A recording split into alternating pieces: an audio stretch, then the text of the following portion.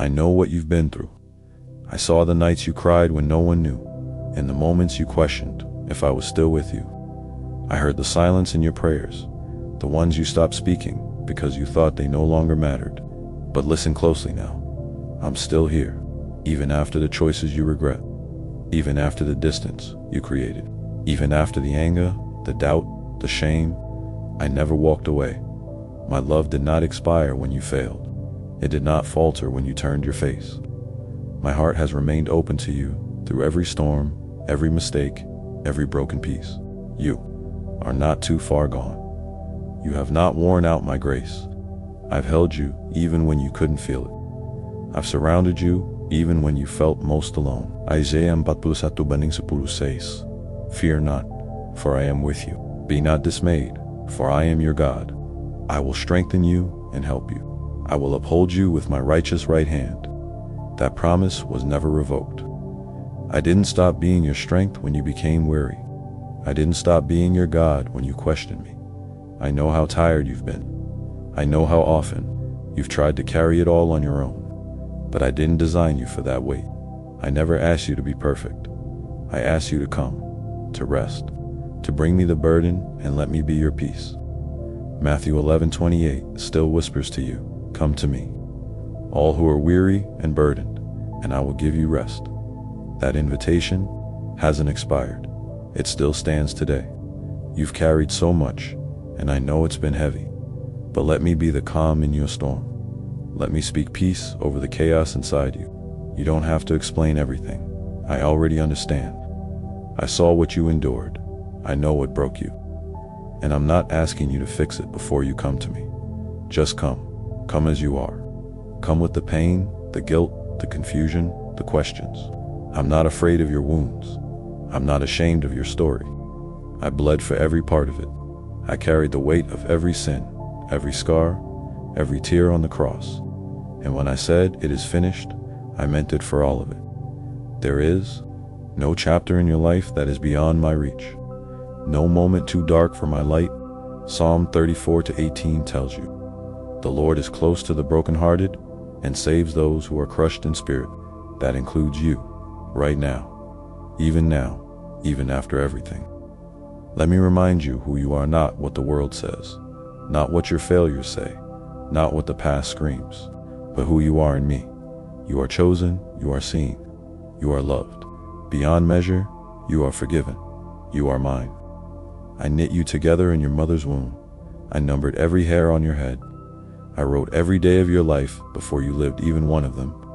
And though you've stumbled, though you've strayed, my hand has never let go. Jeremiah 31:3 says, I have loved you with an everlasting love.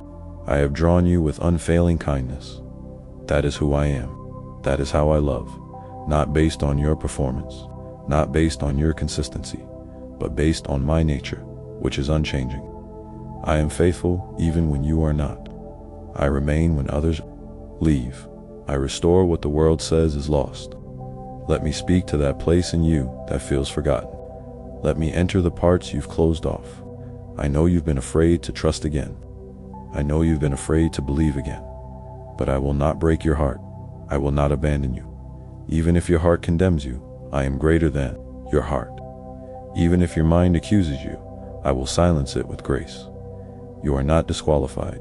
You are not damaged goods. You are my beloved, and I still have plans for your life. Plans to give you a future and a hope, even now.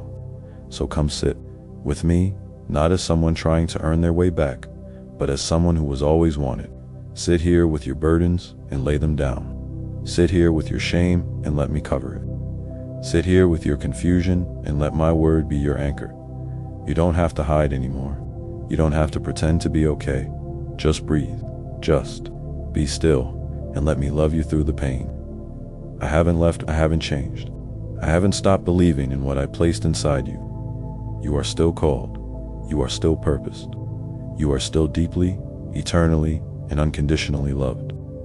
Let that truth wrap around you right now like a blanket in the cold. Let it soften what's grown hard. Let it calm what's been restless. Let it restore what's been fading.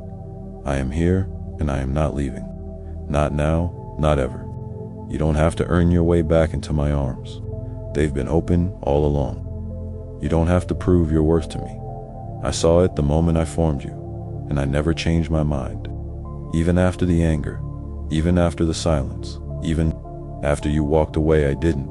I stayed. I waited. I whispered gently in the quiet moments, hoping you'd notice I was still near. I watched as you tried to fill the emptiness with things that only made you feel more alone. I grieved with you when the very things you thought would satisfy left you more broken. And even then, even in your disappointment, even in your disillusionment, I stayed. My love isn't performance-based. It's not fragile. It doesn't withdraw when you fall short. My love is relentless, not because you are perfect, but because I am. Because my covenant with you was sealed with blood, not based on your strength, but on mine, and I have not forgotten it. I have not revoked it. Romans 8:38-39 says, "Nothing can separate you from my love, neither death nor life, neither angels nor demons, neither your fears for today nor your worries about tomorrow, not even your worst failures, not even the choices you now regret, not even the days you spent running away from me. Nothing, because my love is not a contract. It's a covenant. It's not a feeling, it's a decision. I decided to love you before you could ever love me back, and that decision still stands. I want you to stop punishing yourself for things I already forgave. I want you to stop rehearsing the shame I already covered. I want you to stop hiding when I've already seen everything. Come closer, not because you're worthy, but because I already made a way." Hebrews 4:16 invites you. Let us then approach God's throne of grace with confidence, so that we may receive mercy and find grace to help in our time of need. Not fear, not shame, confidence. Because when I look at you, I don't see a failure. I see a son. I see a daughter. I see the blood that was shed for you. I see the story still being written. And I am not done with you.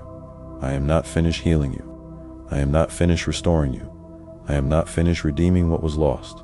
You thought I left when you broke, but I was closest in that moment. You thought I stopped loving you when you messed up, but that's when my love showed up the loudest.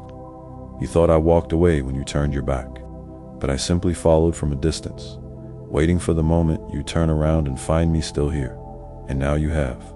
You're here. We're here, and I want to rebuild with you. I want to walk with you.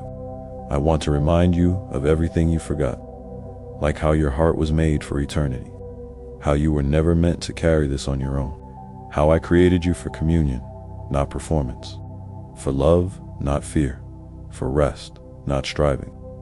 You've been trying so hard to hold it all together, but I never asked you to. I said my strength is made perfect in your weakness. I said, cast your cares on me because I care for you. That's not a poetic line. That's a lifeline. That's my open hand in your storm. That's me stepping into your boat, saying, peace, be still. You don't have to pretend with me. You don't have to fix it first. You don't have to be strong today. Just be honest.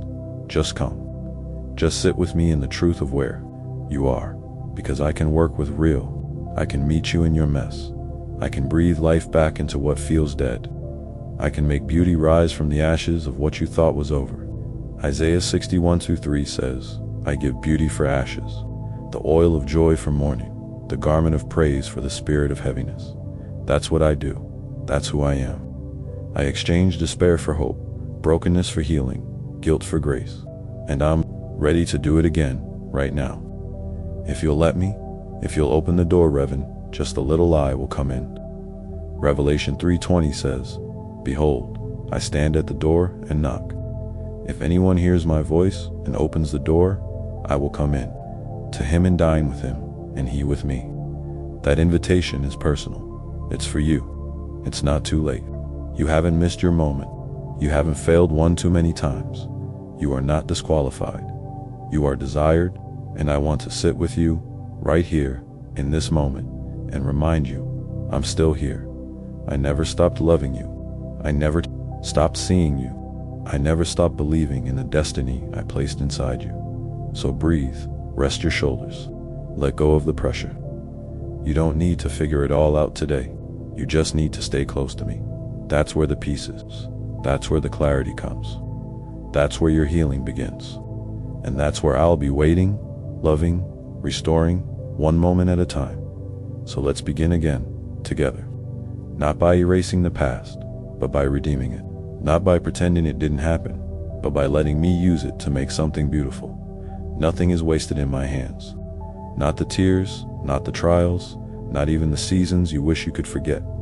I will use all of it. I will turn it for good. I will build something from the ruins, and you will see my goodness in the land of the living. Hold on to me now. Stay close. Trust me even when it's hard. Lean not on your own understanding. In all your ways, acknowledge me, and I will direct your path. Because I'm not leaving. I'm not giving up, and I'm not going anywhere. I'm still here. I've always been here, and I'm not done with you yet.